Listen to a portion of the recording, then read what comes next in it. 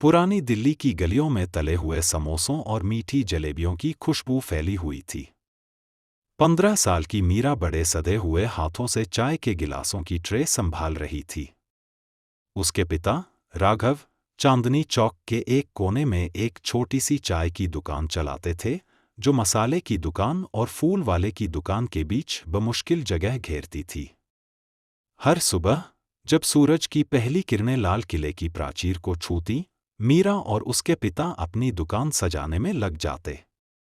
लोहे की केतली में चाय उबलने लगती और इलायची अदरक की महक लोगों को अपनी ओर खींच लाती।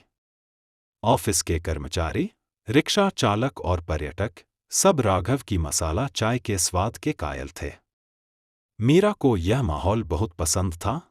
हर तरफ लोगों की बातचीत, साइकिल रिक्शों की घंटियां और रंग-बिरंगे कपड़ों से सजी हुई गलियां। वह यहीं पली बड़ी थी, उन दुकानदारों के बीच जो चूड़ियों से लेकर किताबों तक, डोसे से लेकर ताज़े आम तक सब कुछ बेचते थे।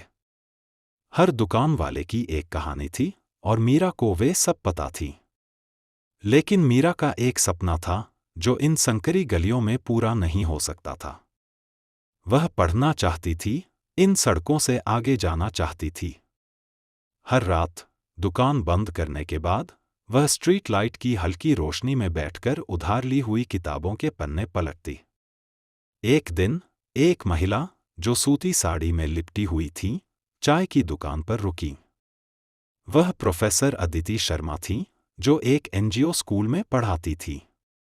मीरा को ग्राहकों से निपटते, पैसे का हिसाब किताब करते और चाय के अलग अलग स्वादों की जानकारी देते देख उन्होंने उसकी बुद्धिमत्ता और आत्मविश्वास को पहचान लिया। क्या तुम स्कूल जाती हो? अदिति ने चाय का घूंट लेते हुए पूछा। मीरा झिझक गई। पहले जाती थी, लेकिन माँ के जाने के बाद मुझे बाबा की मदद करनी पड़ी। राघव, जो पास ही खड़े थे, भारी आवाज में बोले, ये मेरी शान है, मैडम, लेकिन स्कूल की फीस भरना हमारे बस में नहीं। अदिति मुस्कुराई। पास में एक स्कूल है जो मीरा जैसी लड़कियों को मुफ्त में पढ़ाता है। अगर वो चाहती है तो मैं उसकी मदद कर सकती हूँ। मीरा का दिल तेजी से धड़कने लगा। एक मौका, सच्चा, असली मौका।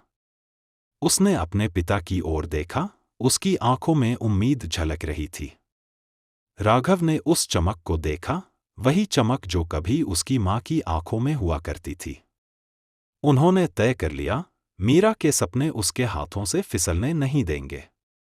अगली सुबह जब पहली किरणें सड़कों पर पड़ी, मीरा सिर्फ दुकान सजाने नहीं निकली, उसके कंधे पर एक स्कूल बैग भी था। वह अब भी